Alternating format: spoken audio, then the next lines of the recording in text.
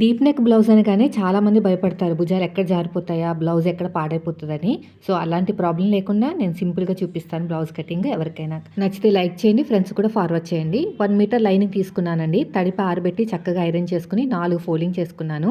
L scale తీసేసుకోండి. L scale అయితే పర్ఫెక్ట్‌గా వస్తుంది. అప్పుడు మాత్రమే మీకు హెచ్చు తగులనేవి రావన్నమాట.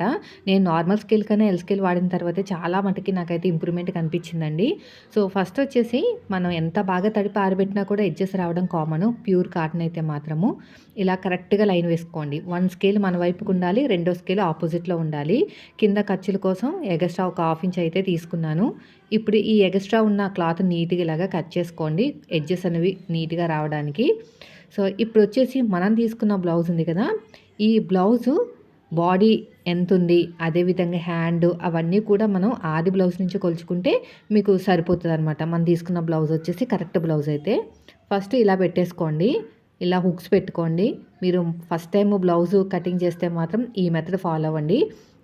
ఎందుకంటే కొంతమందికి చెస్ట్ ఎక్కువ ఉంటుంది, ఆర్మ్ లూజ్ తక్కువ ఉంటుంది. కొంతమందికి ఆర్మ్ లూజ్ ఎక్కువ ఉంటుంది, చెస్ట్ తక్కువ ఉంటుంది. ఆ ప్రాబ్లమ్స్ అన్నీ మీకు తెలీదు కాబట్టి ఇలా ఫ్రంట్ పార్ట్ హుక్స్ పెట్టేసుకొని సైడ్ హుక్స్ పట్టే వైపుకి సైడ్ ఫోల్డింగ్ దగ్గర చెక్ చేసుకుంటే మీకు సాగదీయకుండా నార్మల్గా చెక్ చేసుకుంటే మీకు తెలిసిపోతుందండి చెస్ట్ అనేది ఎంత వచ్చింది ఏంటనేది.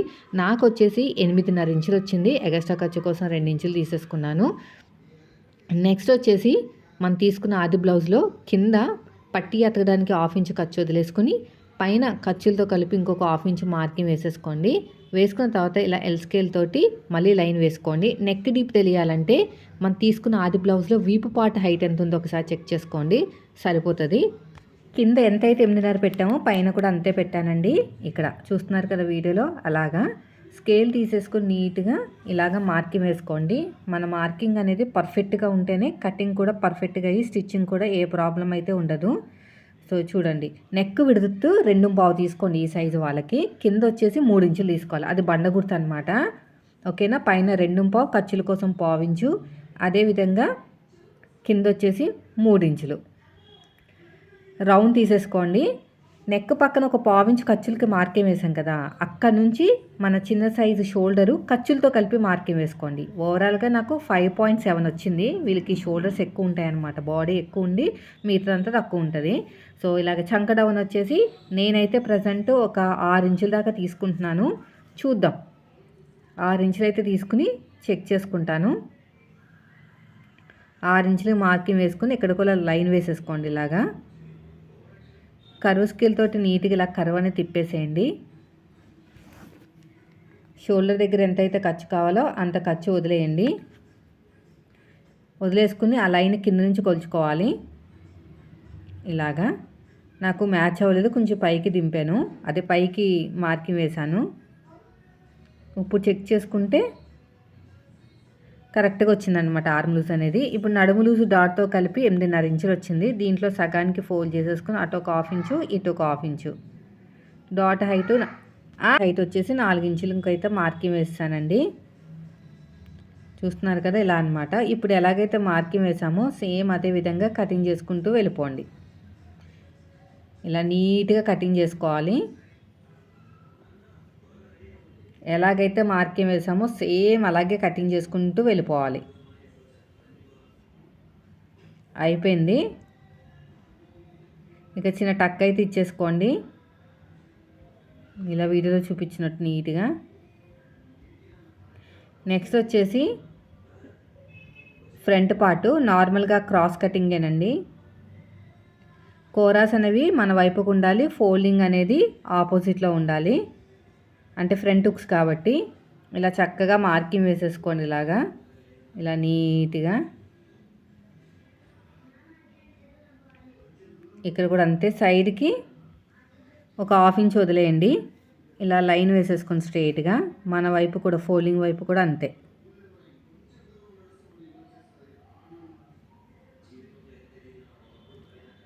ఇక షోల్డర్ దగ్గర ఎంతైతే ఖర్చు కావాలో అంత ఖర్చు వదిలేయండి.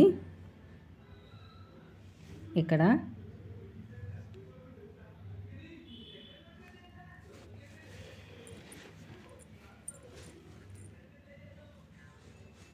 ఇప్పుడు మనకి ఫ్రంట్ పార్ట్ హైట్ కావాలి. పైన షోల్డర్ కుట్టు దగ్గరించి కింద ఖర్చులతో కలిపి ఎంత వచ్చింది చెక్ చేయండి. పైన షోల్డర్ కుట్టు తగ్గించి కింద షేప్ బెల్ట్ ఖర్చులతో కలిపి నాకు వచ్చేసి 12 మీద 7 గీతలు అయితే వచ్చిందండి. అదే మార్కింగ్ ఇక్కడ వేసేసుకోండి. ఇలా ఎల్ స్కేల్ తీసుకుని ఇలా స్ట్రైట్గా లైన్ వేసేసేయండి. ఈ బ్యాక్ పార్ట్కి అదేవిధంగా ఫ్రంట్ పార్ట్కి మధ్యలో డిఫరెన్స్ అనేది ఒక 2.5 ఇంచులు ఉంటే సరిపోతుంది.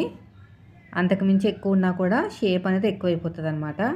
ఇలా వీడియోలో చూస్తున్నారు కదా, అలాగే నెక్ అనేది పైన షోల్డర్ దగ్గర ఖర్చు వదిలేసుకుని రెండో లైన్ ఉంది కదా షోల్డర్ దగ్గర, ఆ రెండో లైన్ నుంచి కొలుచుకోవాలన్నమాట. ఇలా కొలుచుకుంటే సరిపోతుంది. నెక్ డీప్ దగ్గర నుంచి పట్టుకుని కింద నుంచి రెండో ఉక్స్కి మార్కింగ్ వేసుకోండి. అప్పుడు ఉక్స్ పట్టి కాజా పట్టి హైట్ తెలుస్తుంది. మన వైపు నుంచి 2 ఇంచులు, డాట్కి మధ్యన క్యాప్ 1 ఇంచు ఇలా షేప్ ఇచ్చేసేయండి. ఇప్పుడు డాట్ హైట్ ఖర్చులతో కలిపి మార్కింగ్ వేసుకోండి. చూస్తున్నారు కదా వీడియోలో, అలా అన్నమాట. అంతేనండి, ఫ్రంట్ పార్ట్ అయితే అయిపోయింది. చూసారు ఎంత సింపుల్గా అయిపోయిందో. అంతే. ఇప్పుడు ఎలాగైతే మార్కింగ్ వేసామో సేమ్ అదే విధంగా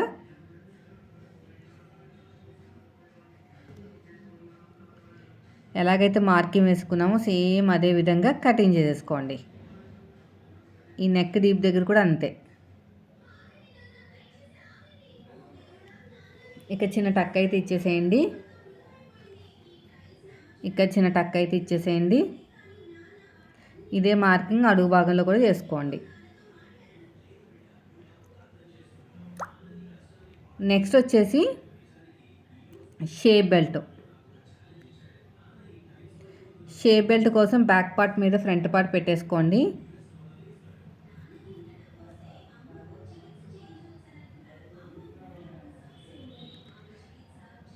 చూడండి, షేప్ బెల్ట్ కోసము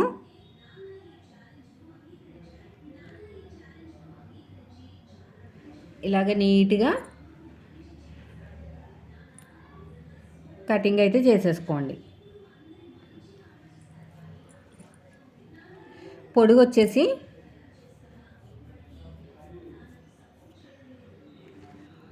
ఒక 10.5 ఇంచులు తీసుకోండి. 10.5 ఇంచులు.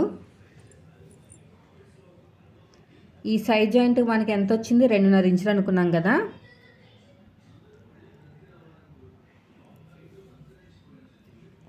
చూడండి, బ్యాక్ పార్ట్ మీద ఫ్రంట్ పార్ట్ పెట్టేస్తే తెలిసిపోతుంది.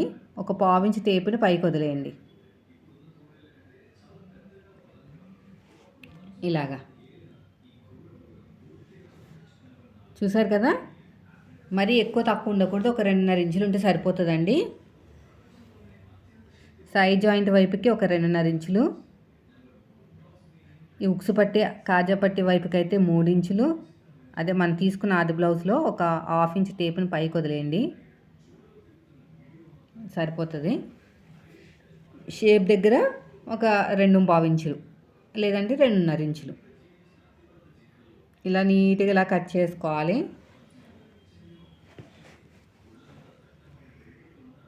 చూసారు కదా. ఇంకొక లేయర్ కట్ చేద్దాము. ఇలా కరెక్ట్గా పెట్టేసుకోండి. ఇక్కడ కూడా అంతే.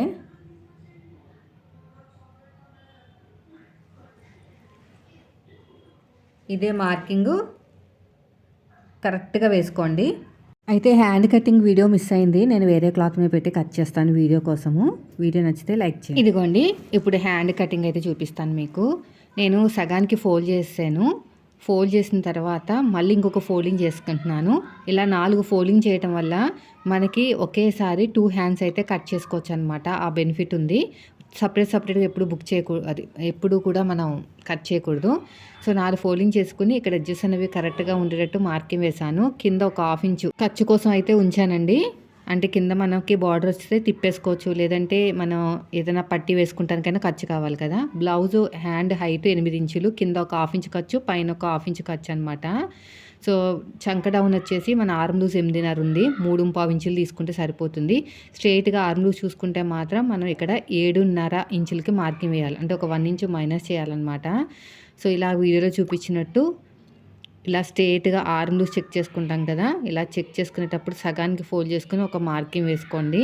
ఇలాగా ఈ కార్నర్ దగ్గర వచ్చేసి పావుతక్కువ 2 ఇంచులు, షోల్డర్ దగ్గర ఏ సైజు వాళ్ళకైనా 1 ఇంచు వీటిని అన్నిటిని కలుపుకుంటూ వెళ్ళిపోవాలి. తర్వాత ఒక హాఫ్ ఇంచ్ లోతు ఆర్మ్ లూజ్ దగ్గర నుంచి మన వైపుకి 1 ఇంచ్ మార్కింగ్ వేసుకొని ఇక్కడ కూడా మనం కర్వ్ అనేది తిప్పేసుకోవాలి. ఇలాగా ఇక్కడ ఇక మిడిల్ ఒక చిన్న టక్ అయితే ఇచ్చేసేయండి. 2 లేయర్స్‌ని సెపరేట్‌గా తీసేసుకొని లోతు కూడా తీసేసుకోండి. అంతేనండి. చూసారు కదా ఎంత సింపుల్‌గా అయిపోయిందో. అసలు ఆ భుజాలు జారవన్నమాట. నేను చెప్పిన మెథడ్‌లో కట్ చేస్తే చిన్న సైజ్ అయితే 2 ఇంచులు తీసుకోండి నెక్ విడ్త్ అనేది. ఖర్చుల కోసం పావించు. మీడియం సైజ్ అయితే 2 ఖర్చుల కోసం పావించు. అలా ఉంటుంది. వీడియో నచ్చితే లైక్ చేయండి.